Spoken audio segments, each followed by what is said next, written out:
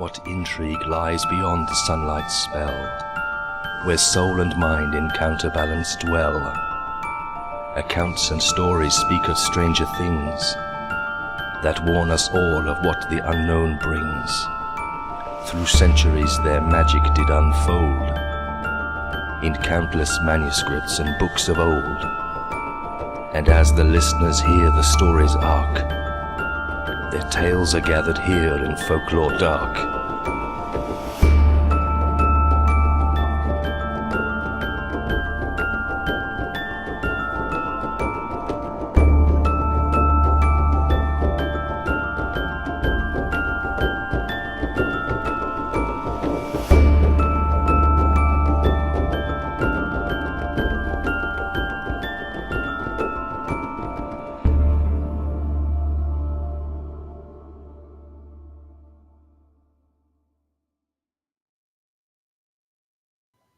Well, hello everybody. This is Folklore Dark's actual first live stream, and I'm pretty excited. How about you, Letitia? I'm very excited about this subject matter. I've been following Bigfoot, Yeti, and all the different ape-like giant hairy man cryptids for a long time, so I'm excited about hearing about their film and their research and their information. Mm-hmm. And just so we're going to have a little chat before we bring our guests in. Of course, I'm going to remind everybody we have Tobe Johnson, who is co-producer, and Brett Eichenberger, who is director of the documentary that's due out May 31st called Flash of Beauty Bigfoot Revealed. That's what we're going to be talking about. We'll give you guys a few minutes to come in. We've got about 5 people so far. So give us a thumbs up and a hello from all who's in here so we know you're here. But we got John aside. Welcome, John.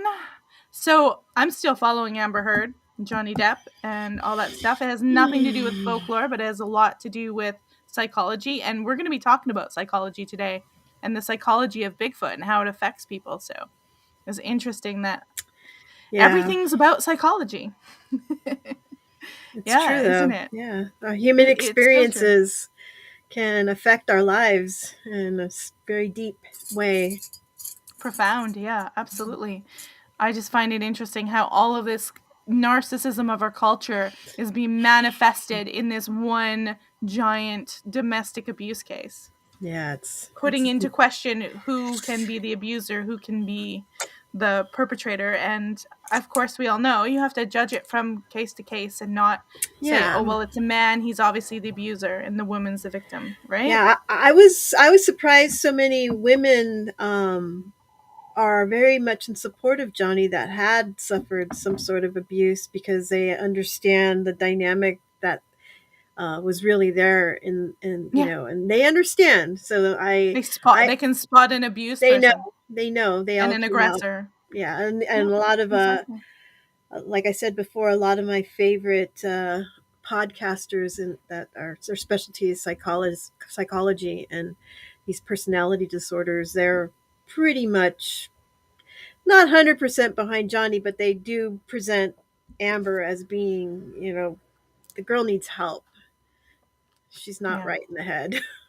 I know. Well, it'll be interesting in one more week of deliberations, but I don't want to hold off anymore because we've got an interesting thing. If you guys are Bigfoot fans, we've got a documentary that takes a different twist, and we've got the co-producer and the director here, and I don't want to waste any more time. Let's bring Tobe in and Brett.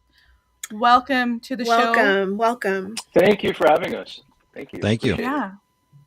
I'm glad that you guys accepted our invite to come here because thank you. We've all seen stuff about Bigfoot before. I mean, we've all heard about Bigfoot, but you guys are taking a different arc on it with your documentary.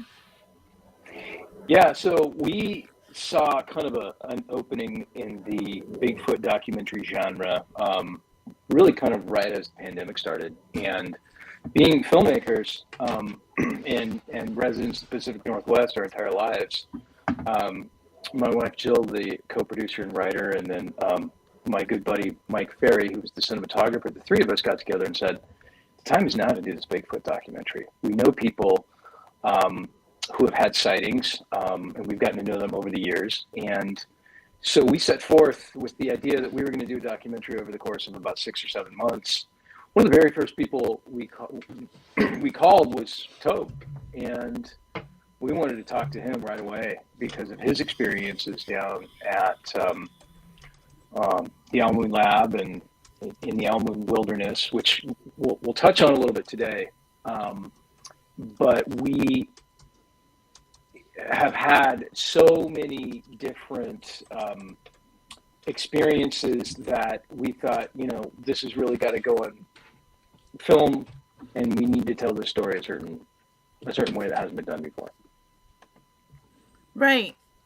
And so just to back it up, like, when did you guys, like, what made you guys become fascinated with Bigfoot? Like, everybody's got an origin story, right? Mm-hmm. Like, what their first impact? Like, me, for ghosts, it's because I lived in a haunted house when I was 6. There's got to be some reason why you're like, Sasquatch, Bigfoot. Being an Oregonian, I think it's just that simple. I don't know. I don't remember a time in my life, because we're surrounded by wilderness. I don't remember a time in my life I didn't know about Bigfoot or think that Bigfoot existed or look for Bigfoot on family road trips through, the Cascades, over the Coast Range. We're pretty certain that we're within 20 to 25 miles of habitation of Bigfoot based on some of the folks that we've interviewed in this area. And so it's just part of our culture, I guess, and growing up and getting the education that we got about the indigenous folks that had lived here tens of thousands of years and hearing the stories that they had.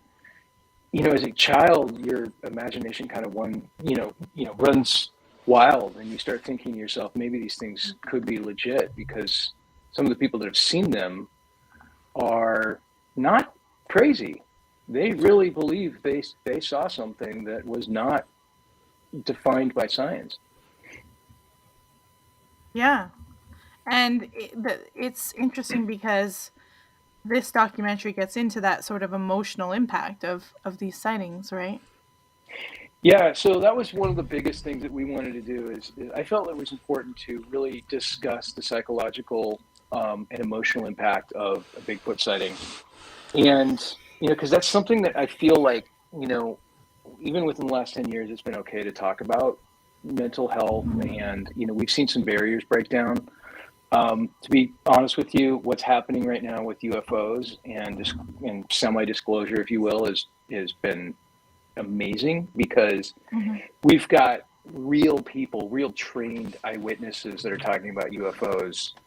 And I think that people are getting braver and braver about talking about Bigfoot and coming out and saying, hey, I saw something. I'm a hunter. I've been hunting my entire life. And it was not a bear. It was nothing of this known world. And I can't go back in the woods.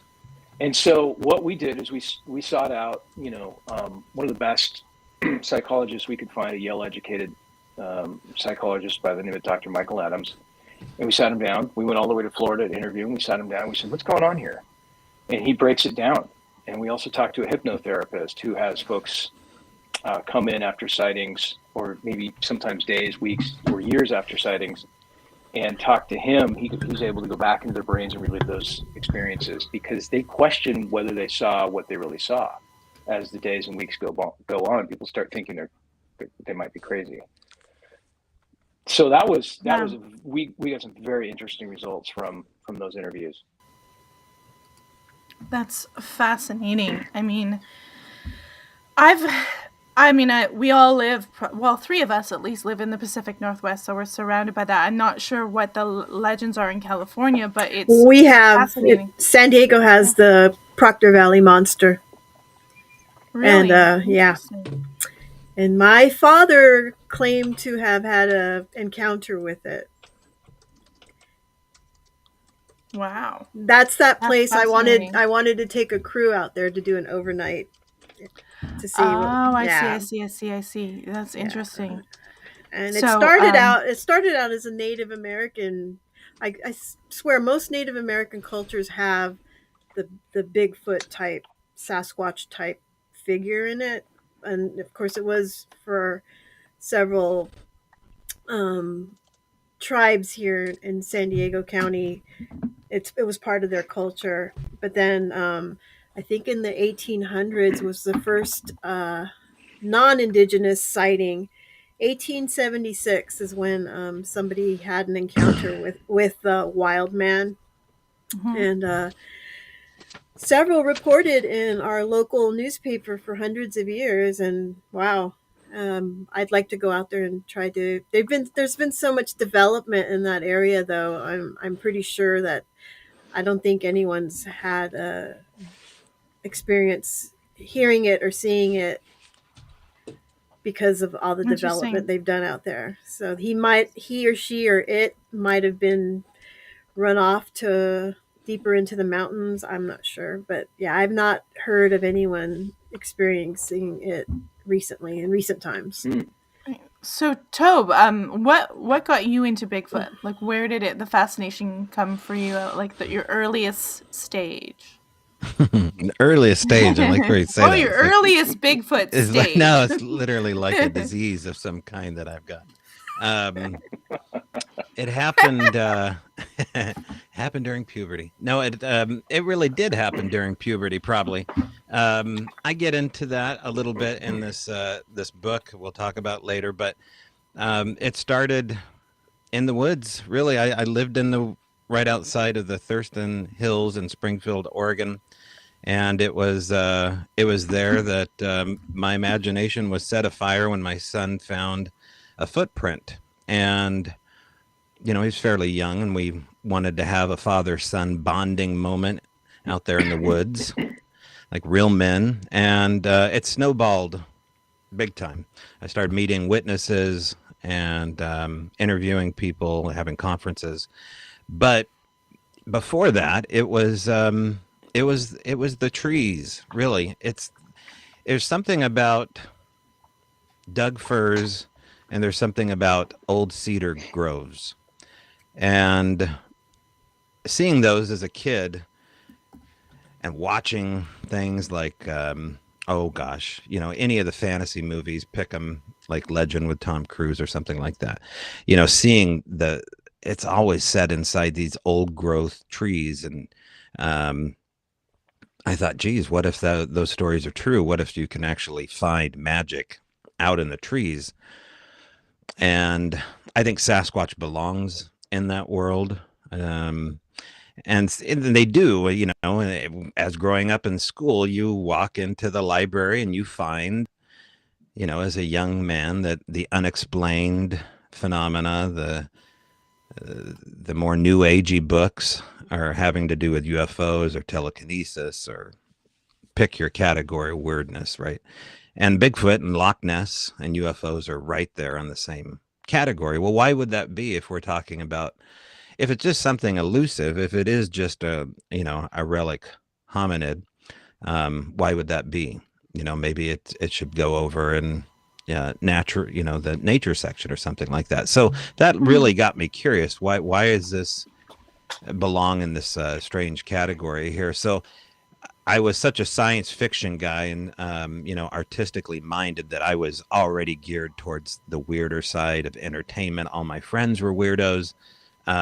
We were just, like the Breakfast Club, total misfits. And I never really grew out of that.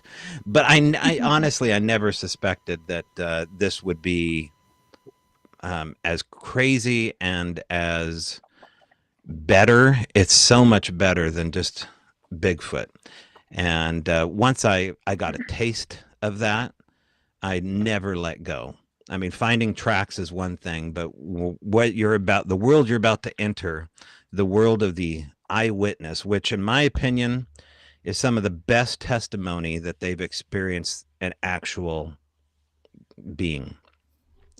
What happens to them psychologically, what's happened to me psychologically along the way here, maybe Brett too, is very similar to what happens to people that encounter ghosts or UFOs or traumatic life-changing experience, a religious experience.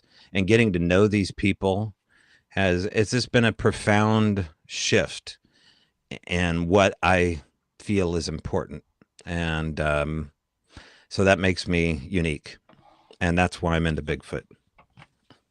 Well, that's a very good explanation. I mean, it is profound.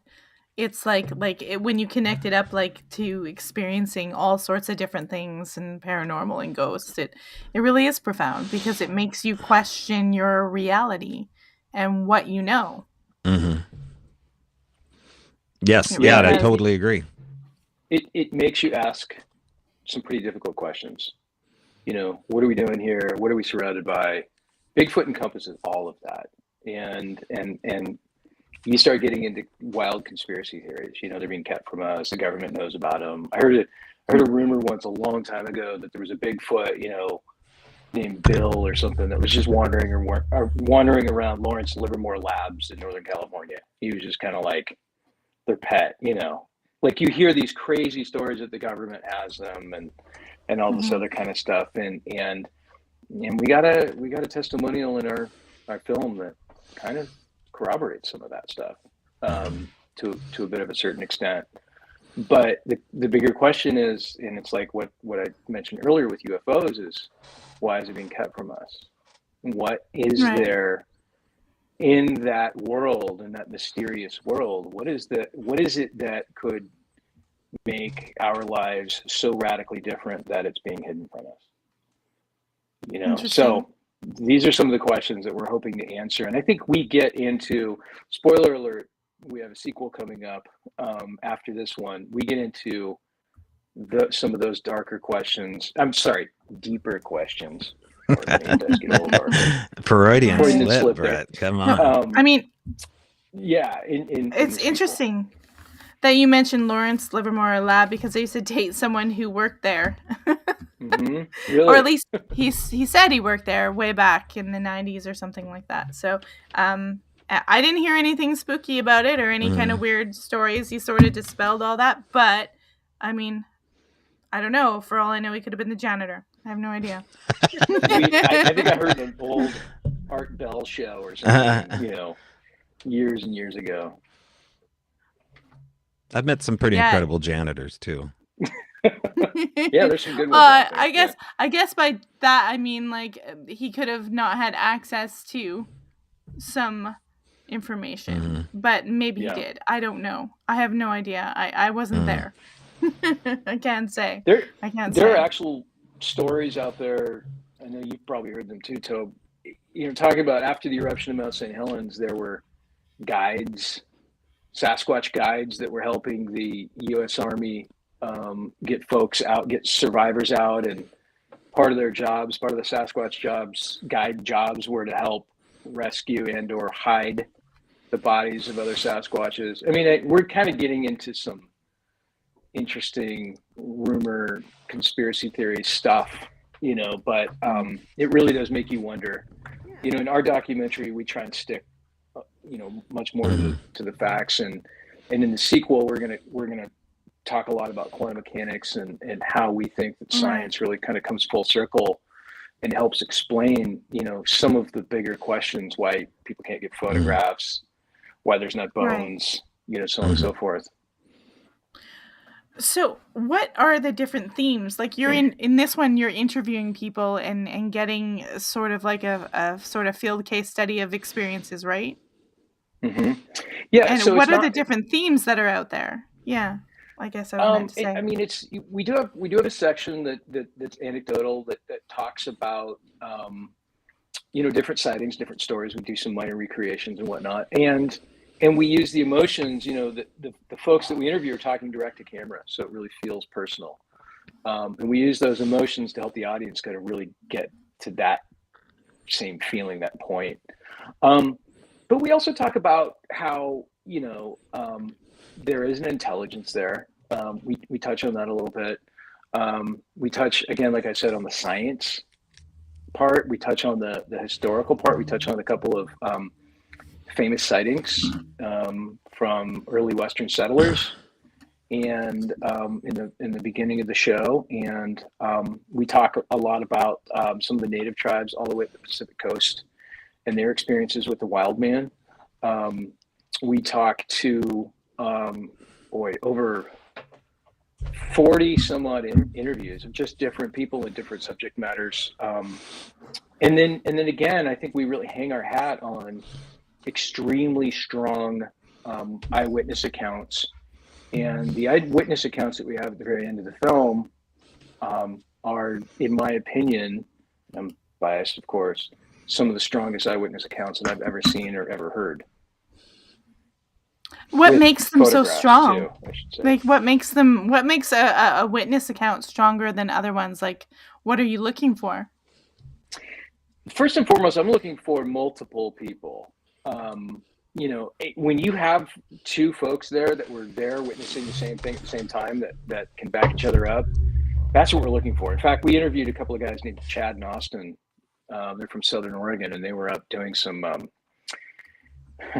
this is funny because they were up doing some YouTube survival videos in the wilderness. And of course, they left their cameras at the campground. You know, it's the same old story, right? And they went down to the lake about 6:30 or so. It was right around dusk to do some fishing for dinner.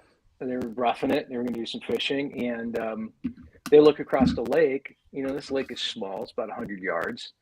And, you know, here's a 7-8 foot tall Sasquatch and a young one next to it. And it kind of takes the young one, the adult, and puts its hand on its head and kind of pulls it back, shielding it from Chad and Austin. They watched this play out for, I think it was about 90 seconds to 2 minutes.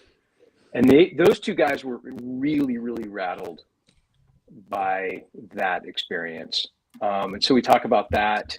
That's a very good sighting. They hadn't told their story. They were too nervous to. And then we have a father-daughter who had an extraordinary sighting in Western Alaska of what they call the hairy man in Western Alaska. And the daughter managed to get two pretty clear photographs of it from an airplane, a Tundra plane. So both of those stories, I believe, are really pretty profound. Yeah, I mean, and it's interesting when you have multiple witnesses of something. Do you have like people like a large group that witnessed it, like more than one or two? Like that, I find that really fascinating. That you mentioned that multiple people. I don't know that we have more than two. I can remember. Correct me if I'm wrong, Tobe. Yeah, you do.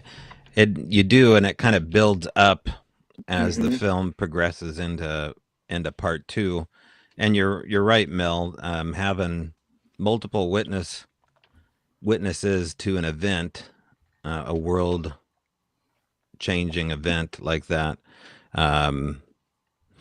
It's not only a value for the fact that more people will listen to the story, perhaps, but as the witness, to have somebody validate along with you and check all the boxes and know it's a type of bonding that happens between witnesses that's not easily broken, although I have seen those bonds break even in my own life. But typically, it is a profound experience for some time between people, much akin to, again, having some kind of religious experience, or perhaps like a going off to war. You know, for lack of a better way to describe it, it is kind of I hate to use the word supernatural already, but it is a type of dugout you're going into, or foxhole with a war buddy, and seeing something and surviving it together as a group. I mean, look at the guys from, well, let's take Travis Walton, right? I mean, there was, I believe, 5 other guys up there with him. And of course, they were all extremely bonded for the time. And then human instincts and behavior and ego all get in the way, and things and change. But what doesn't change is the veracity of Travis's story. So those kind of things you see, play out in this documentary. And, for the people that are new to Bigfoot, let's say this is your first Bigfoot doc you're going to watch. You're so lucky. You're so lucky. What if you started with something else other than Flash of Beauty? This is such a moving experience, and it's it stops short of just being something that I praise this movie so much because I've seen such trash come out in the past regarding the subject matter. Usually people just kind of say, hey, I want to make a Bigfoot documentary, and let's just go grab some camcorders and we'll rush out to somebody's place, and I call it ambulance chasing, and they'll find where there was a recent sighting or go talk to Bob Gimlin, and there's their 60 minutes, and they throw it up however they can. And there's some cool stuff. I mean, it doesn't matter what kind of camera you got. You can have some incredible stuff caught on that time, and I kind of like an old grainy stuff. But the point is that we're talking high def quality, beautiful 4K, 5K. I don't know what kind of K. You're probably in the ZK category at this point, but a beautiful film. And you do not have to be a Bigfoot fan in order to love this movie. And that's how you've really made a great documentary. And I've watched him and his wife and Mike Ferry work all through the pandemic and utilize their time the most beautiful way possible out in the woods, experiencing this and meeting these incredible people. Like he said, most of these people you've never heard of. Doug Meecham, the hypnotherapist, I think I've seen one other interview with him, this guy out of Portland, Oregon. Incredible testimony about what hypnotherapy is and why it's reliable, and what he's able to bring out of the subconscious about these real experiences, and how to talk about, the difference between real and manipulated experiences. And so I think there's a big misunderstanding about hypnotherapy, and here you get to watch it play out. You cover that between real and manipulated in the documentary then. I think to a certain extent, we try and stick to the facts as much as we can. And Doug gets into that, and Dr. Michael Adams gets into that too. Mm-hmm. But what's so interesting is that Dr. Michael Adams, who's, he's guests on national talk shows all the time talking about his field of work. And he and Doug are talking about the exact same things. Mm-hmm. Dr. Michael Adams graduated from Yale University. So, they're talking about how the brain works. It's essentially a VCR that you can rewind, fast forward, pause, play back frame by frame. It's amazing to find out that science of it. And when these people have these profound experiences, whether it's a UFO or a Bigfoot or it's a car accident or something that they're happening in their life that's extremely profound, your brain is recording it just like a video camera. And it's there. It is locked in there like a computer hard drive. It's fascinating, just that part of the science. So your brain's recording, but obviously we have trouble recalling it like a recording. Like our consciousness doesn't pull it up, because I can't even remember half the time what I had for breakfast yesterday. Yeah. You know what I mean? Because, because it's not important. And we address that. We talk about that. Yeah. Dr. Michael Adams talks about that very elegantly, about how you remember the things you need to remember.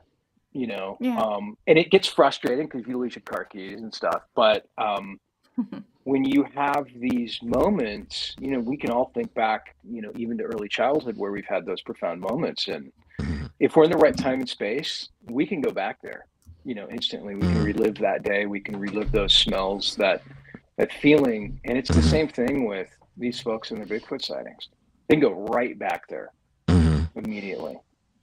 Wow. It's like, it reminds me of when there's like experiments and they trigger certain parts of your brain, and they've triggered people. They're almost back to their kitchen like 60 years ago or 50 years, whatever it is. And it's like they're there. They're not just recalling a memory. They're almost there. Yeah. And because a certain part of their brain's stimulated. That's interesting. That's fascinating. Yeah. Yeah. Well, and the ridicule factor of Bigfoot is so extraordinary for people within their own family, that to recall these kind of details, is just, it's dangerous territory to get into, to talk about. And all a Bigfoot witness really ever usually wants to do if they go full bore, is talk about their experience. Brett can Mm. tell you that firsthand, that they are fairly long-winded people, and not myself excluded at all. But there's a reason for that, is that finally they have somebody that they can listen to and bounce things off of, or just get somebody to look at them straight in the eye. And, if that doesn't happen and they reach that brick wall, they're going to bifurcate that experience and block it out. Now, maybe that happened when they were a child. Maybe that happened when they were a teenager. And those memories are still locked in there deep. And it takes somebody like Doug to go back in there and grab that experience and say, it's okay to talk about. Now we're going to, and you literally see him, as Brett was saying, rewind, fast forward, pause, stop. Just like a VCR player. I mean, old school cassette is what I pictured in there. And to watch that unfold, I've watched his sessions. In particular, I've watched an abductee get a session by Doug, and it's incredible to watch something like that happen. So, I think it should be looked into more, and hopefully people start asking better questions about things like hypnotherapy, because I think they hear it just like they hear Bigfoot and they think, oh yeah, okay, whatever. But we live in a different world now, where things like quantum physics are leading the way, and we need to be prepared to embrace the strange new world that we're going into, and not be so damn timid to make people uncomfortable. It's time to make people uncomfortable with Bigfoot. Absolutely, 100%. I have done a past life regression under hypnosis, and it was really quite interesting. I won't go into detail, but I'm wondering if it's kind of similar. You're just calling current memories. You're calling stuff that might have happened, but in past life, they're trying to kind of push beyond that, because I have done that, and it was really fascinating experience. No, I've never done that myself. No, yeah, I've done the past life regression, and it was I'm not going to get into it. Now we want to switch gears. That's a totally different topic, but I was just like, it's still it's a form of hypnosis where you're trying to recall subconscious stuff. Yeah, is it real? I don't know.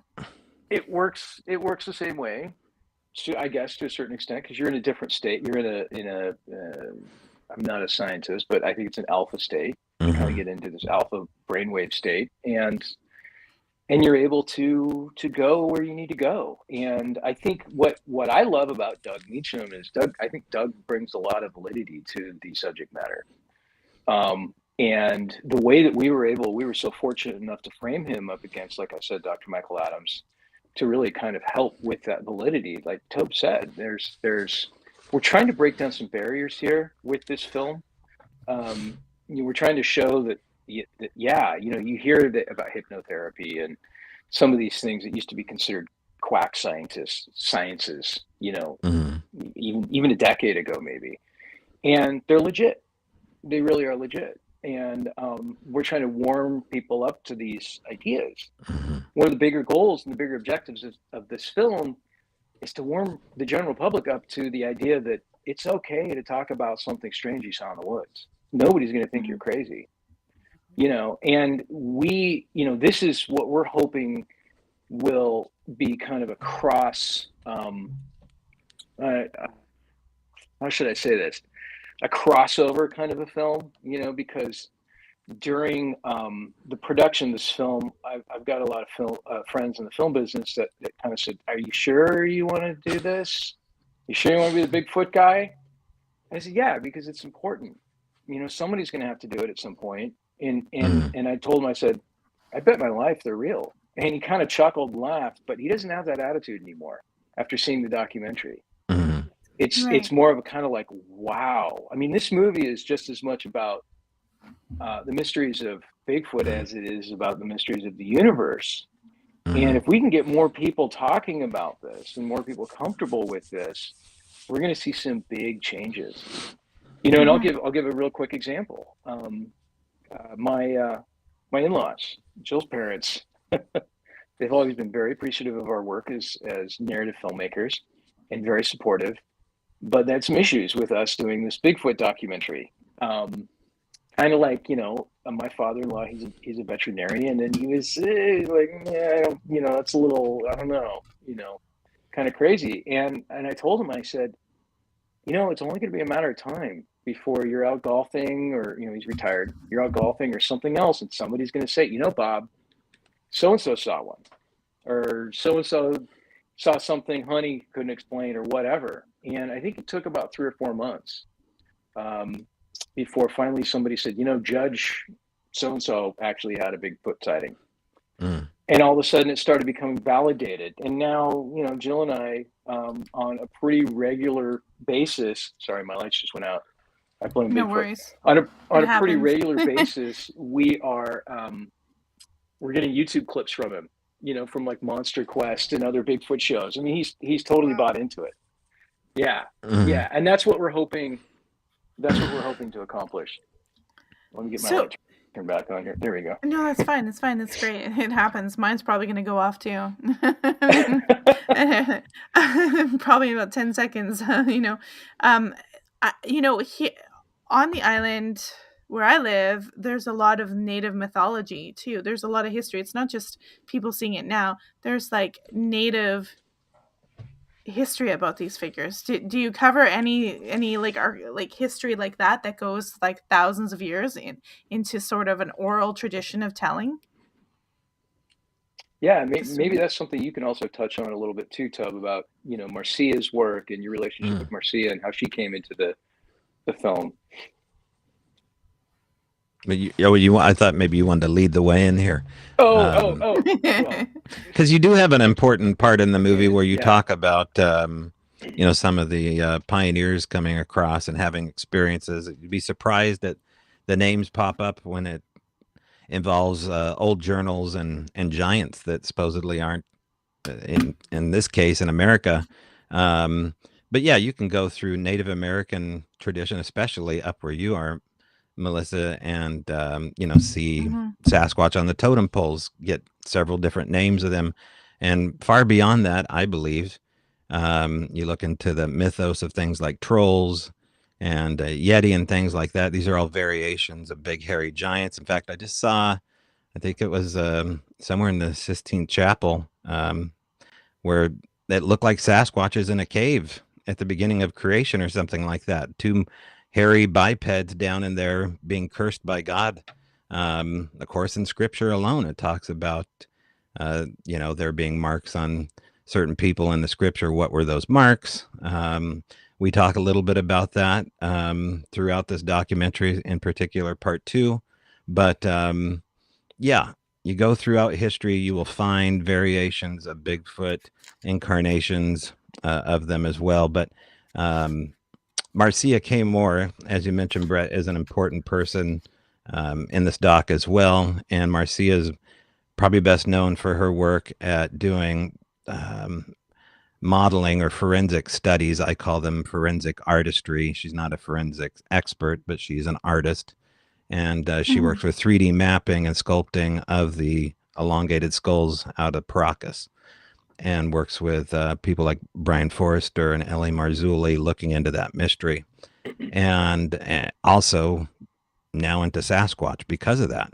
Because there seems to be this uncomfortable link between, and I'm getting into the fact that the longheads may be more than cradle boarding here, which is going to be tough for a lot of people to deal with. But if you look at the evidence, it's a lot of weighty evidence, especially at the DNA level and the skeletal level, that says that, the Proctor people were very real and did not cradle board. And so if something like that is true, if we have forgotten history, lost history, that's just ripe for going down the Sasquatch road and all these other roads. I mean, is so much cross pollination when it comes to Sasquatch that it's hard not to deviate down several rabbit holes at once. And I find myself that I do that quite a bit. But this movie, takes a very careful hand, especially in the editing part and the cinematography. And it looks not only at the history of Sasquatch, but, like I said, the personal lives of these people is their history basically starts the moment that they are a witness, and they have their history start from that point on. So very interesting to watch that delicately done by Brett and Jill and Mike. And thank you, Tobe. And I want to just extrapolate on that, you know, your question, Melissa. So we do talk quite a bit about I'm going to probably mispronounce them, but the Kawakawakawakas of Vancouver Island. And there's a longhouse right there in Victoria, BC, with totem pole featuring a Sasquatch at the bottom of the totem pole. And what people don't realize, or a lot of people don't realize, is the most important part of the totem is at the bottom of the pole. Yeah, And it's the foundation.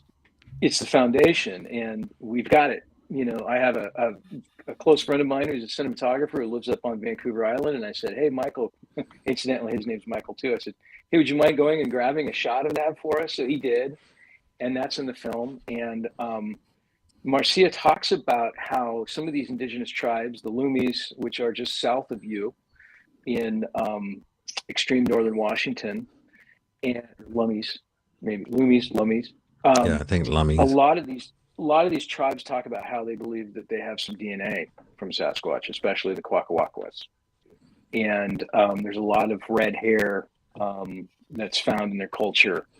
And there's also a secret kind of division, I guess you could say, called the Hamatsu. And we show photographs that were taken by he's at the tip of my tongue, Edward, I can't recall his last name, but he went up there and took a bunch of photos, and he did films and all kinds of stuff around the turn of the 20th century, and documented a lot of their cultural traditions. And the Sasquatch and the Wild Man appears in quite a bit of those photographs and films, and incidentally we use those in our film.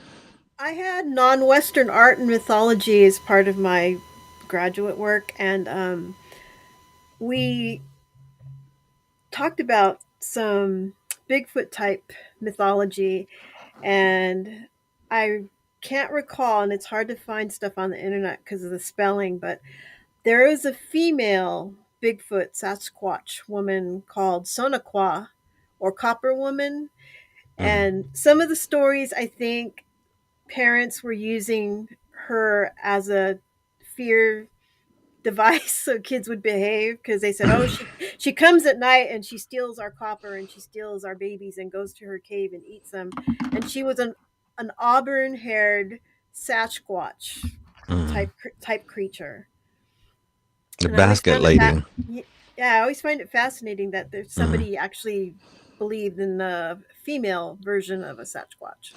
Letitia, did you say she steals copper? Yes, she steals copper, because copper was currency for a lot of Pacific Northwest and Tlingit and Haida tribes. She came to steal babies to eat, and she would come and steal our copper. That's really interesting. I've never I've heard the story of the wild woman of the woods. Yeah. The basket woman, the cannibal that steals children and eats them. But I have never heard the copper thing till tonight. And maybe I just tuned out. Brett, did you ever heard that? No, I've never heard that. Sonaqua. I'll try to find the link and drop it. Yeah. I mean, that gets into other things, we'll put it that way, because and maybe we could talk about this, Brett, is the two worlds of an experiencer kind of break down into these two categories. People that have a sighting and it's a thing that happened to them, an incredible thing, or people that have a sighting and they chase after it. They have the bug. Yeah. And then down that rabbit hole, you get into people that are experiencers or have experienced it. And then you have this other category of people that are extended experiencers. And I don't know, Brett, what did you think of that possibility? Because the claims are great, you know, that it's worth looking into and you can have multiple experiences. And then you have these people that don't ever pursue it. They just kind of, that always, to me, seems more crazy, that you could have this profound experience and just be like, yeah, that's just the thing that happened, and not chase that monkey. Yeah, and there's always going to be that person that's driving down the road late at night, that has one cross.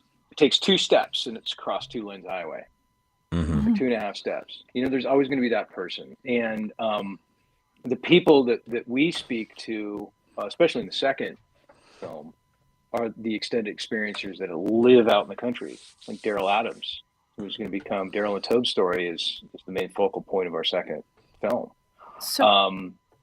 So that's a whole different income. It's like they are the chosen ones to a certain extent. So for people who are watching, you use the word extended experiencers. Maybe some people don't know what that means. Tobe has said that to me before, but maybe you can explain what that means. Right. Well, it's like living in a haunted house. So you don't move because you can't, or sometimes you don't move because you feel like, oh, I got to figure this out, or something like that. So, one of the first books I ever read on Bigfoot was by an extended experiencer, Sally Shepherd Welford, who wrote Valley of the Skookum. And if there's one book I say to go get as a beginner Bigfoot book, it would be Sally Shepherd Welford's Valley of the Skookum. And it's a story of a daughter and mother, mainly set up here in Washington State along the Carbon River in the little town of Ording, Washington. And it talks about a mother and daughter who have prolonged experiences with a family unit of Sasquatch. And I won't get on all the details, but that claim there is a very extraordinary claim. You can not only see a Sasquatch, even a glimpse of one should still change everything, just as profound as seeing a UFO. But to actually experience this long term and want to. And that's the thing about this documentary is that we talk to people that have different opinions. It may be the scariest moment in their life. They don't want it to ever happen again. Then you see the story in people's eyes that they want to have this experience again. They saw humanity. They did not see an animal.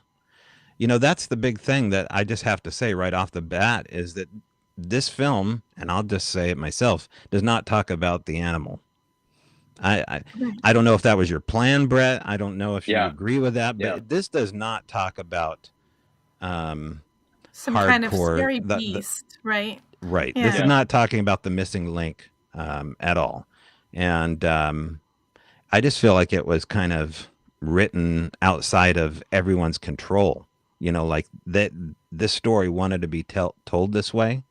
And so that's been my experience over the last 15 years is that once you experience these things, you never really describe them as just being an animal. Yes, they have all the characteristics of something primal that has to live that way, the alpha predator.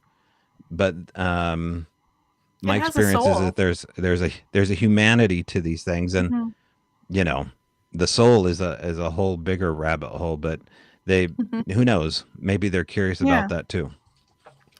One of the first things that we set out to accomplish and say, we had, again, I keep saying we had all these important points that we wanted to get across to people, and we had this advantage coming from a narrative storytelling perspective, and that part of being a good storyteller is knowing your characters and really exploring your characters on screen, because your character is one-dimensional and your audience is going to relate to it. It's going to be just a flat, uninteresting character. And we took a look at Bigfoot and thought, Bigfoot, as the public knows, Bigfoot is a one-dimensional character.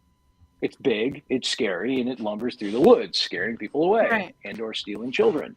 There was no 3-dimension to this character, and I realized pretty early on that the way that we needed to tell this was really get into the characterization of these beings, because it's not an animal in that sense. It's an animal as much as we're an animal. And we found, and we get more into the character, much more into the character into the sequel, but we found not only do they have intelligence, they have a sense of humor, they have curiosity, But it's also important to address the fact that they are just like people, and the fact that, yeah, they can be mean. You know, they are going to protect their family, and there are eyewitness accounts that prove that. The Chad and Austin's experience, where they saw the adult move the juvenile aside, moved those two guys. It moved Chad profoundly as a father of two young children.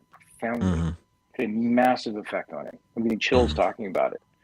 And you know, to see something like that, when we all see a mother doe and her fawn out in the wilderness, you know, she's taking care of the fawn. It's like there's this moment, you know, like the humanity that we see in that, and we've seen that so much in these beings.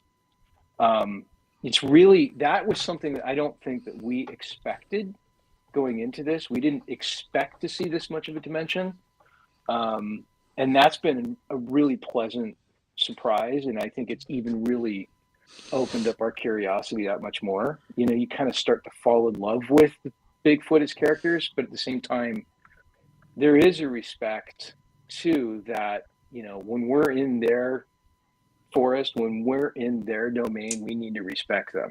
It belongs to them. And, you know, if we start intruding and doing things that we're not supposed to do out there, they're going to come after us to protect their own. Absolutely. It's instinct, right? Yeah. For everybody. And who can blame them? We would all do the same thing for our family. Yeah. So, oh no, were you going to say something, Tobe? No, well, I was just going to say, you know, it's been over 2 years, I think, since filming started, right, Brett? Yeah, June of 2020 is when we started. Wow. And you've had experiences here. It's not as though they've just sat back on their camera. They've been out to our research areas. They've been all over the country. And along the way, I mean, you've walked away, changed yourself. I just wanted to have you elaborate on, you know, why you would change and maybe some specifics. So yeah, we have had odd things happen. We've had things happen, like in your face in a reality sense, and we've had coincidences that have been extremely hard to explain. We have felt like we've been led on this journey. You know, in other words, you know, people have kind of come to us, and the story has matured and turned into something we could not have even have imagined when we got started. And we're not chalking that up to experience or coincidence. We feel like there's something at play there. But in the physical sense, in the physical realm, Mike and Jill and I were guests of some natives and in the Midwest, and that's all I'm going to say about that. But we were guests of theirs for a weekend, and we had, you know, at 1, 2 o'clock in the morning, there was a bipedal something with weight that was in bushes that took off from us in pitch black. You know, and you can tell when it's the gallop of a deer, the hooves of a deer. And this was something that was on 2 feet bipedal and had weight to it. And then the other kind of spoiler alert is that we saw what was described by the natives as eye shine. And we watched it for, oh boy, I don't know, 30, 45 minutes.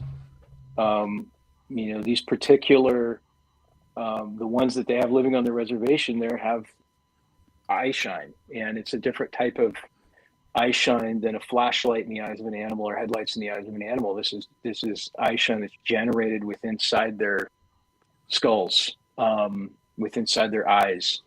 And I managed to get a little clip of video of it, and I've analyzed it, and it's hard for me as a professional over the last 30 years to explain it as a normal light. And even in one of the still frames, I can see what looks to be an iris. So there's, amongst those things, we've had wood knocks in response. I was up at the Alamo Lab, and I was doing some wood knocks just to see if I could get a reply, and nothing. And then finally, I did one nice and loud, and I got one really loud back, and that was it. and chills just went whoom, Yeah, all over my body. And So I just knew, you just know. It's like, okay, all right, I'm going to shut up now. Mhm. Yeah, it's just that's been really some very, interesting. very interesting stuff. It kind of reminds me of poltergeist stuff. Yeah. Like, Mhm. I don't know if that's wrong for me to say, but it No, kind that's of right. reminds me of that. Very much so. Absolutely. And anybody can have the point is that anyone can have these experiences. Maybe you have to find a hot spot to go, find out where some of these Right. witnesses are. But I think there are hot spots. I think there is places like Bluff Creek or Mount St. Helens or Mount Rainier, which also has a ton of UFO stuff as well, and probably a lot of ghost stuff as well. But if people want to go out and do this and not take our word for it, Mhm. go on Google Earth and find a place that has a place name that is attached to either a Native American word for spirit or for something foreboding, like, Scary Mountain or Demon Lake, or heck, there was a Baboon Creek. How do you think Baboon Creek got its name in the 1800s? There's a lot of Bigfoots out in West Fork, Oak Ridge area. So find something related to, in this case, a monkey, or something related to a giant. And that's where you can have these kind of possible experiences, especially if you just go on a place like a BFRO reporting site or watch this documentary and look at the terrain they're in. I mean, generally speaking, you're near a body of water, or you're near, a power line, or a rock quarry. When you said copper, my, brain went off because that's an interesting thing to talk about. But rock quarries are a really big Bigfoot place, and hanging out and camping at a rock quarry, away from anybody else, is a really good place to start doing this. But this is not a Bigfoot documentary that says, "Hey, the evidence is out there." It's just not. It is not. Mhm.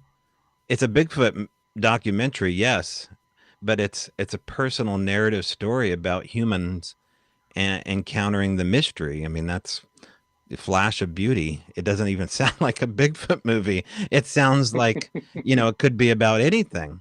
It sounds like a religious experience, but, um, you know, there are these flashes of beauty deep in the woods, beyond Bigfoot, that get into the stranger aspect of what can happen in the woods. And those kind of things profoundly change you as well. But yeah, it is a lot like chasing a ghost. In fact, I write about that in the book, that, I was warned early on about this Bigfoot curse. And if people have a chance, they should go look at David Paulides' Missing 401, the author, latest post on Skinwalker Ranch. He talks a little bit about what I'm going to talk about.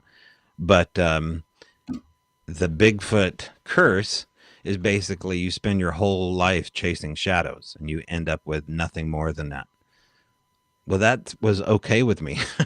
That actually even got me more excited. Like, oh, I can never figure this out. I can have a permanent hobby and never. It's like the biggest jigsaw puzzle ever, and I'm not going to get all the pieces till I die. Maybe not even then. To me, that sounded so cool. It wasn't going to be just this lame thing that ended after a year. I could have a lifetime of building into this kind of stuff. And, if you got a personality like that, this is definitely something you should check out. Yeah, that's Yeah. fascinating. There's like this idea, some people call it psychic backlash. Maybe it's like Nietzsche sort of looking into the abyss. When you're doing this documentary, do you find that you're kind of creating, like, the more you look into it, the more it kind of stares back at you and alters your life? I hear this all the time. This is a You go Tobe ahead, Brett. response for sure. No, Go for it, not Tobe. totally. I mean, yes, yes, and yes. But I don't want to give too much away. But I will say that looking into Sasquatch has its consequences, and it's not just all fun and games. There's other things happening in the woods at the same time. Imagine going to a cocktail party, with a bunch of people you never met, and they have a whole different way of looking at life from whatever country they're in. and they may do something very odd, may do something crass or unique, and you don't know how to respond to that. Well, what if they follow you home? That was one of the first things that I heard about, was the hitchhiker phenomenon. It gets a little bit into what you're talking about, Mel. And physically, let's talk physically. I mean, there are reports of people ambulance chasing. That's my derogatory term for people going out looking for Bigfoot in the woods from past sightings and such, things that I did in the beginning. And they're trying so hard to get those Chinese finger cuffs off, and they're just getting tighter and tighter with every pull. And they don't really have anything other than a wood knock, and maybe they cast a track or two or something like that, or they had a benign experience or validation.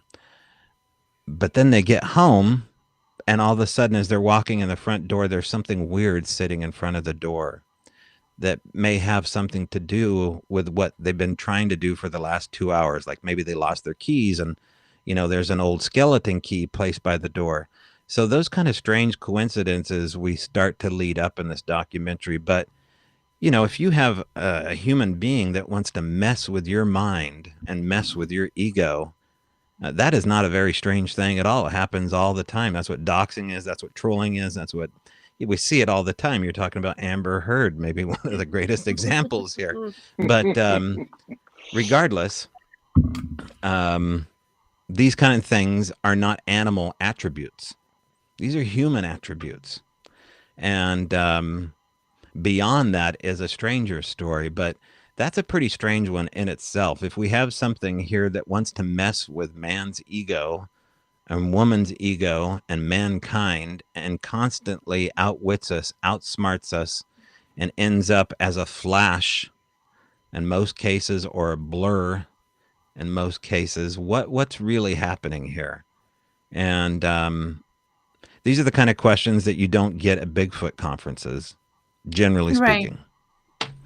Yeah, and I want to elaborate on that a little bit.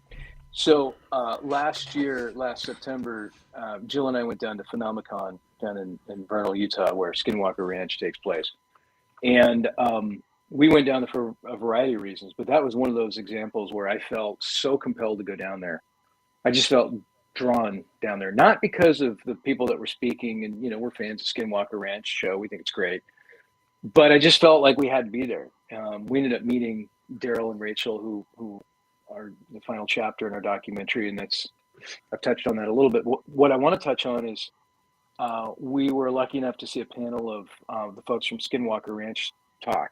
And what's unfortunate about TV today is that the producers of reality shows manipulate the shows, whether it's Expedition Bigfoot or Skinwalker Ranch or whatever. And all of those guys up there, Dr. Travis Taylor, Eric, the head scientist there at Skinwalker Ranch, talk about how they're devoted 100% to the science. 100%. They're there doing research.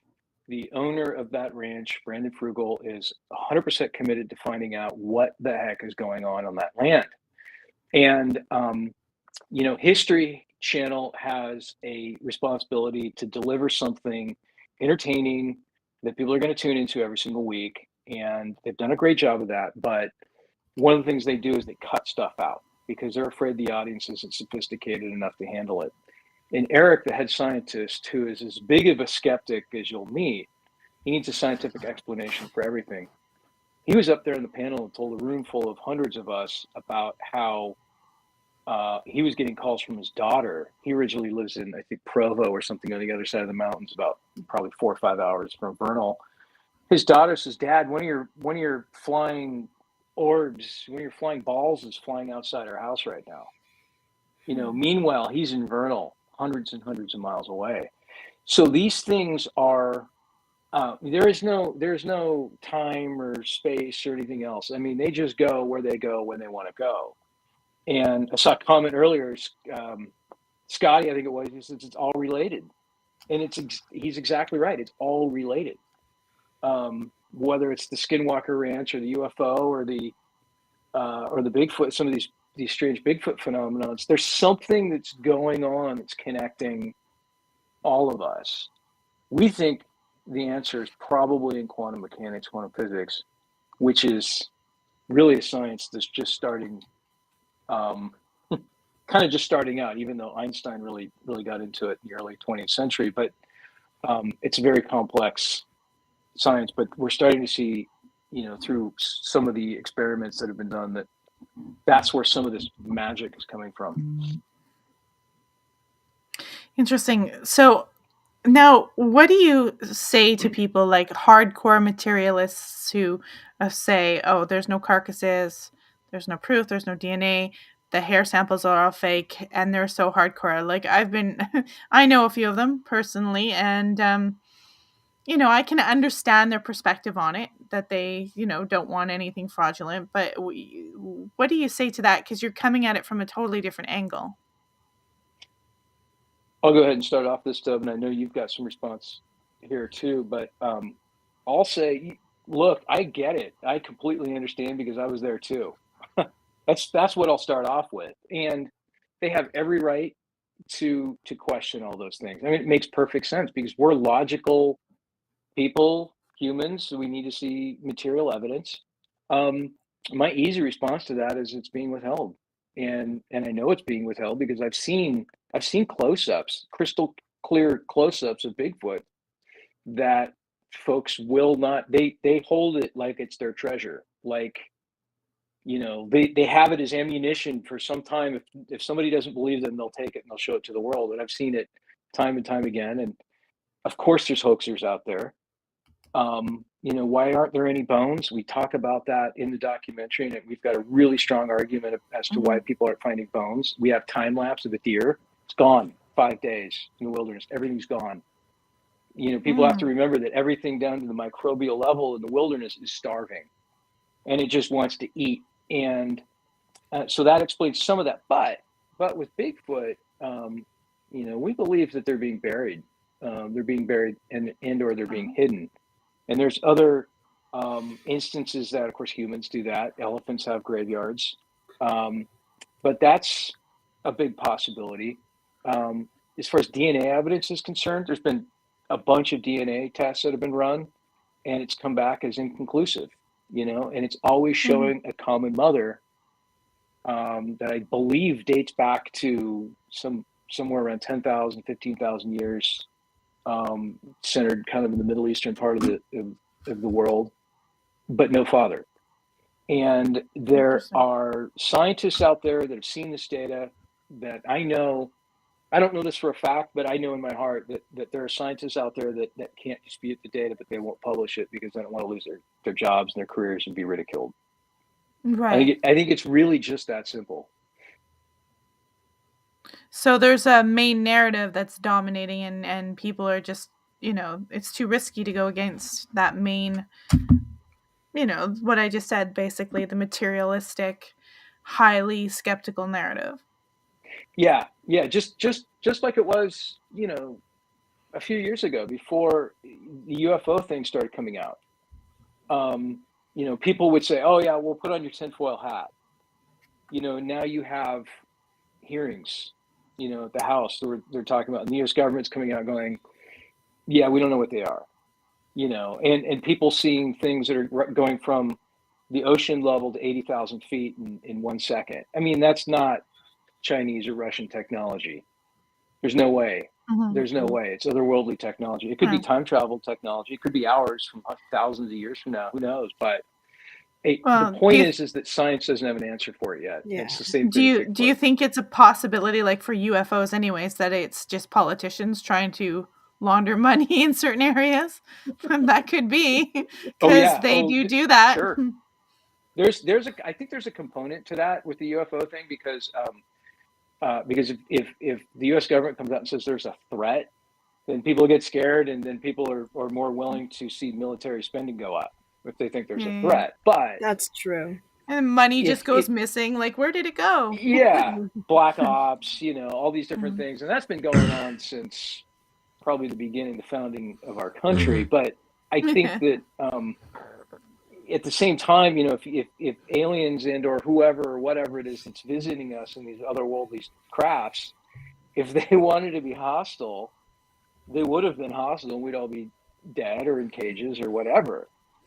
These things now, in a lot of these reports, these UFOs have been sighted every single day for hours a day over the course of a year to 18 months by U.S. military. They're out there showing off. And if you believe in crop circles, it's almost like humans are going, oh yeah, no, no, there's no way. You know, it's like in plain sight. We kind of feel the same way about Bigfoot. You know, they're like in plain sight. They're crossing between, you know, all these people are seeing them, but you know, even though there's hundreds of thousands of credible eyewitnesses, somebody out there is going, they're all wrong. Every single one of them are wrong. That's mathematically impossible. They couldn't all be wrong. So it gets deep. Yeah, it's interesting because academia online has tons of newer research papers and documents on paranormal and UFOs and cryptozoology. So there are students that are getting their doctorates that are studying this and validating it for all of us. Now that's fascinating that it's going in that direction. And there's more and more psychotherapists that are starting to specialize in the paranormal experience to help, because it is, for some people, it's a trauma. For some people, it's a beautiful, spiritual, whatever experience and profound experience. And for others, it's a trauma for them and they don't know how to process it. And so now there's like therapists that are specializing in the experience to help them process it. Yeah. Yeah. I feel like as a filmmaker, you know, I look back to the old Orson Welles radio show that caused paranoia. And, you know, there's a part of me that kind of sometimes thinks that was a deliberate experiment by the US government saying, hey, Orson, let's do it like this. Just let's see what happens. Because to me, I feel like it's one of the greatest sociological experiments in definitely. And I think that the US government got mountains of data from that experience.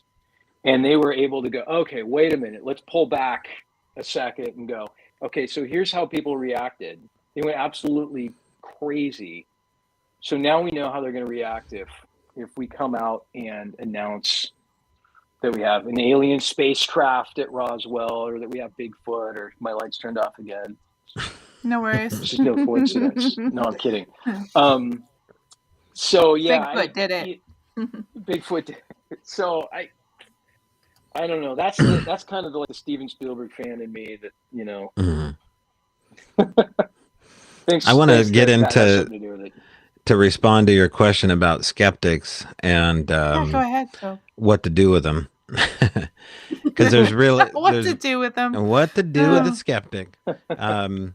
Do you waste your time? Leave them in the forest. Leave the skeptics in the forest. You could do that. I mean, the price of gas, right? You could probably get away with it. I mean, think about something you're skeptical about and having somebody, let's say do the flat earth. Let's do that. Or that goat man is real. Let's just say goat man is real. Baphomet, right? There's a goat man. There's even I think a goat squatch that's been reported, but something really ridiculous like a goat man. Let's say that's a cryptid. It's going to take so much for them to convince me that that's real. That's an experience that happened to them. So why would they ever waste their time talking to me about it? And so I have to put myself in that position as the skeptic to say, okay, I know, you know, how bullheaded I can be on certain things, although I'd probably believe in the goat man personally. It's probably out there. But thinking of something, you know, from that frame of reference, I've just learned to not waste my time trying to preach to something like that. And when you find these witnesses, there's this camaraderie that happens where, you know, generally you just stick together pretty tight and you kind of look out for one another and don't waste your time with people that are, you know, on a separate page. And I don't want to use this word that they're kind of in an undergraduate degree of learning curve with what's going on, but there seems to be some kind of learning curve that happens here that, you know, the community believes that this is only a missing link or Gigantopithecus or some kind of hominid, which is the new lingo that they like to use to describe Sasquatch. If you're in a different frame of mind, it's outside of that. It's way cooler than that phenomena. So you only have a certain amount of time on this earth to look into this mystery. So, I've just learned to stand back and, not try to judge them. I get what it's like to be skeptical to a degree on some of these things here, but in my case, I think this is such a weird phenomenon, so super weird that they're never going to believe it. It's the best way to have them come to your side of things is to go out and experience it.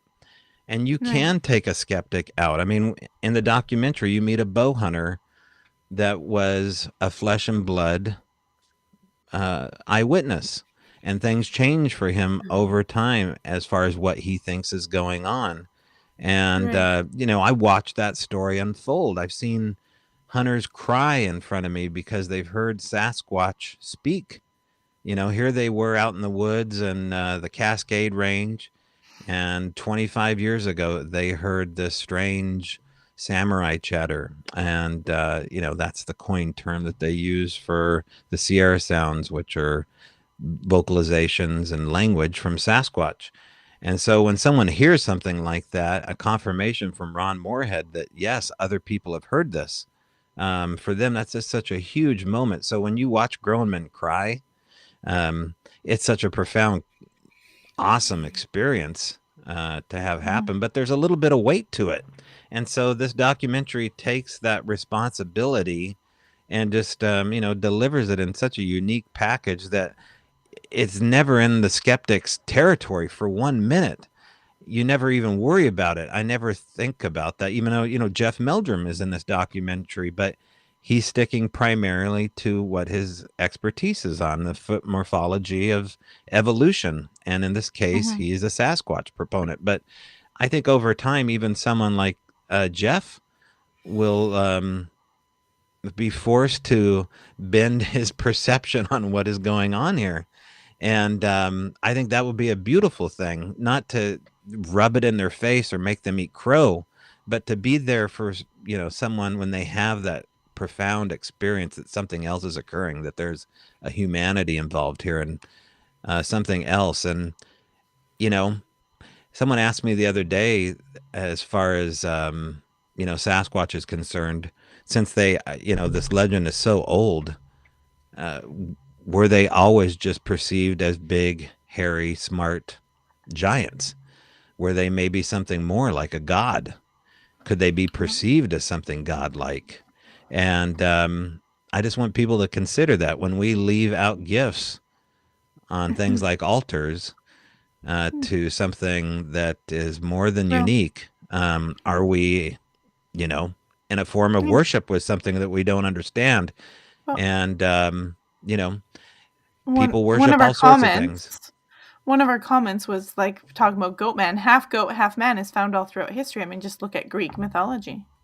Right. They have figures of God figures that are not, all human.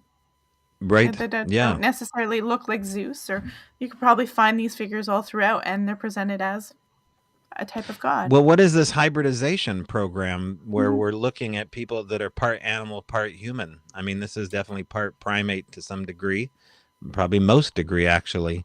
So what is this? I mean, if we're going to actually ignore pieces of history and say this is only mythology, and we have scientists out there looking at Sasquatch evidence, I don't know, Brett, what do you think?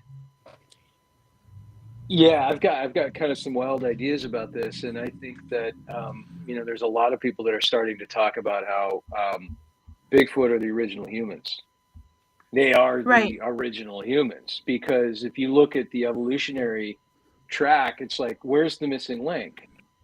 Well, it may have ended at Bigfoot. Human beings could be a hybridization of any number of civilizations that colonized the planet Earth 100,000 years ago. And if you go back and look at the history of man, like all of a sudden we woke up there was like tens of thousands of years when we're just running around, with saber tooths and mammoths and spears. And then all of a sudden you got the Tower of Babylon, the Bible, and everything else. It like, we live closer to Cleopatra in our time than Cleopatra lived to Cheops, who built the Great Pyramid. That's And an it's like interesting way of looking at you it. start looking at the timelines and stuff, and things don't add up. Things Right. start getting really interesting. What happened? How were they able to build the Pyramid of Giza, which I've stood at the base of it, and it was a profound experience to me. And I looked up there and thought, there's no way somebody built this 7,000 years ago. Humans, just humans, without a engineering degree. So I don't know. I think that Bigfoot could be the original humans, and this kind of goes off again in the deep end, but the point is, I guess you just have to be open-minded about a lot of this different stuff, and you can kind of sort through it with a little bit of logic and fantasy, and and see where it takes you, and you might be surprised where you end up. I find it interesting that you guys started to do this during the pandemic. Kind of, a lot of people were locked down and doing nothing, and you guys took it upon yourself to explore something a lot more deeper than just sitting around and eating food, staying in lockdown. So it's really interesting that, I don't know, coincidence, but it's interesting that you took the opportunity to create this and go on this journey during a time where most people would have never thought to do that. Yeah, well, it was a great way to get away from everybody, right? Go out in the middle of the woods. We were afraid we might pass COVID along to Bigfoot, so thankfully we didn't do that. We did have a shot of a Bigfoot with a mask on his face in the documentary. I don't know that he made the cut. Yeah, that's funny. That's funny. Too much, but well, it forced people to really find out what's important in their life and what's missing. A lot of drastic career changes were made. Oh my God. Yeah. Not only because people wanted to make them, but they were forced out of positions, and you're finding a whole different way of living. And that's kind of always been my mindset as far as like getting out to find your bliss, and what makes you really happy is not a lot of money, in my opinion. It is having these experiences. And that was, that's what's so telling about meeting these witnesses, is that their priorities totally shift in a way that is very familiar to this pandemic, a total priority shift. And that interrupts family dynamics, especially between spouses. It's happened to myself in previous marriages. 2 of them, to be exact. But it's, by the way, if you're a Bigfoot person, find another Bigfooter to fall in love with there. Now I've succeeded in bringing Bigfooters together. But anyway, I share too much often. That's okay. But getting into that, when you find out that this is so real, so profound, it does interrupt the regular flow of family. So you have to be aware of that kind of stuff when you're talking to them. And, I remember one of the first cases we looked at where there was a husband and a wife, and I was with a friend of mine, a gal, and she was a Bigfoot researcher and experiencer. And we knew to put her with the girl and put me with the guy. And there were a couple reasons behind that, because the gal was already an experiencer previous to this recent sighting she was having, but the husband was a little aggressive, and we weren't quite sure, if he was gonna kind of abuse his wife verbally over this experience. So, that marriage did not last with them. I don't know if their frequent Sasquatch visitors had anything to do with this, but it drives people to drink. Because they want to forget it so much, or it drives them to do extreme stuff the same way that people would, have a traumatic experience or something like that. If there was ever a definition of a blessing and a curse, I think seeing a Bigfoot would just be that. We interviewed a man that would not go on camera, who's a scientist. He's a very prominent scientist. And he saw one back in 1980 with 5 of his brothers on a hunting excursion. And it completely flipped the script on everything that he knows and knew about science. And the one that he saw, this is the day after Thanksgiving in the woods of Pennsylvania, the one that he and his brother saw was carrying a bull elk underneath his right arm. That's how big this thing was. And we did a Zoom call with him, and he leaned into the camera and he pointed at us and he says, "You don't want to see one." And his lip was quivering and his eyes were watering. And you talk about a curse. And the thing is that he wouldn't go on camera because he's got contracts. People know who he is. Right. It's the same thing we were talking about, and it was confirmed. So it's like living a double life almost, Yeah. Yeah. Wow. And at the same time, we have testimony from Doug Meecham that some people that have had, an individual that had a sighting had the realization when he went back in his mind that he was never going to see what he saw again. And it was majestic. And it was an incredible creation on this planet, So there is a majesty to it. And Daryl, who saw a hairy man in Alaska, had that same profound feeling that what he was seeing, he calls it the most beautiful creature on earth. You see it in the trailer. It was massively profound to him, almost like seeing a god, like Tobe was saying. It's that the fact that it literally completely changes from head to toe everything that you've ever known in your entire life in that short amount of time is very close to religious experience. Well, we're coming up on the hour and a half here. I wanted to see if it's not something physical, maybe give a short description of like if there's something else, because maybe that leads into your second part 2 of it. But if it's no one's finding anything physical, say it wasn't physical, is it something else other than a physical being? Yes. Does that make sense? Yes, there we it go. is. I should have made that open ended a little bit more. My fault. It is. You're like, yes, it is. It's an enigma wrapped in a puzzle and laced with a mystery. It's such a profound, cool phenomena beyond it being real that when you go out here and have these experiences and experience it with your friends and family, and they all come around and say, "Wow, okay, it's not only real, but it's it's something else." And it's closer, in my opinion, to the phenomena we've already broached about. It's closer to the UFO phenomena, the supernatural. It's closer to ghost phenomena, and all those things seem to overlap over time. And maybe nobody ever gets there and experiences all this crazy stuff in one spot like we did, but there's plenty of us out there that have experienced it like that. And these places exist all over the world, and they kind of take their time, and sometimes they just explode with action. So that's been my experience. Is that it's definitely something more, and that's probably why we don't have the kind of proof that this science understands. Because that you're not dealing with that world where you pull it into a laboratory. That's not what you have.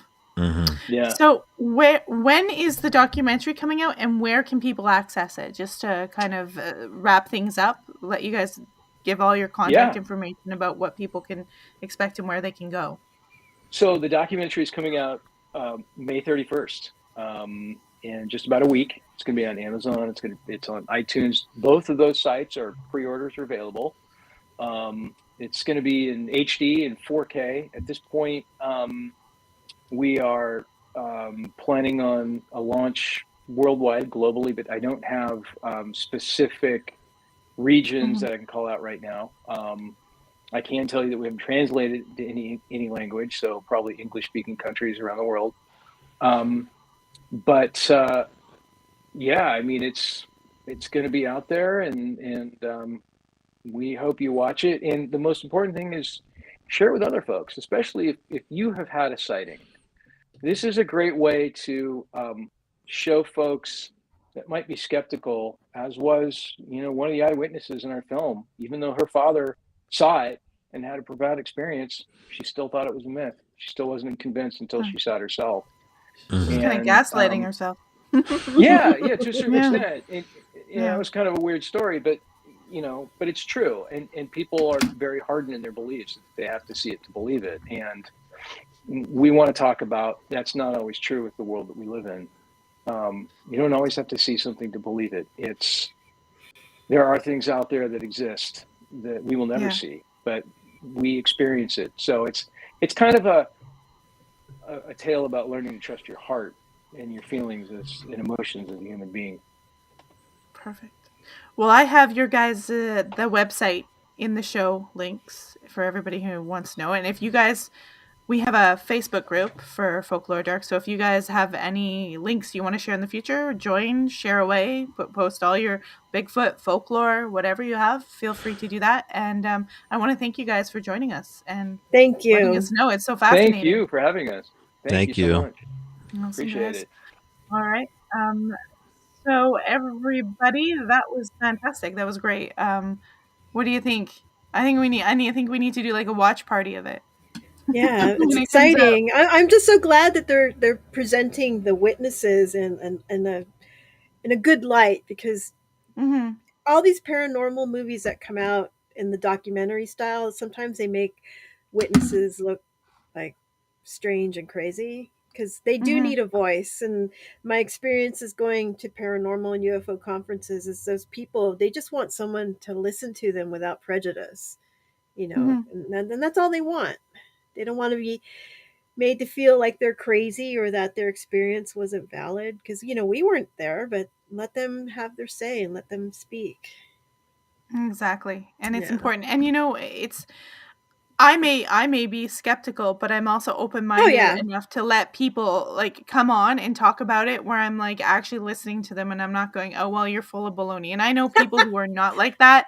They are like hardcore and they're out to get the people who are witnesses, or literally out to get them. I don't like that. No, I don't like that. to be like that. No. I sort of want to listen. Anyways, we're going to Thank wrap her you. up tonight. Thanks for everybody for joining the live stream. We'll have this up on audio. I'll probably next week. On Friday, we're also doing another live stream, same time, 7:00. We're having Jen Doral come on, and she's talking about paranormal. We're ghostly Jen. She's talking about paranormal experiences. We're having a girly paranormal night. So hopefully you guys will join us then, and we will see you guys later. Good night. Thanks, Adios, everybody. everyone. Bye-bye. That's right.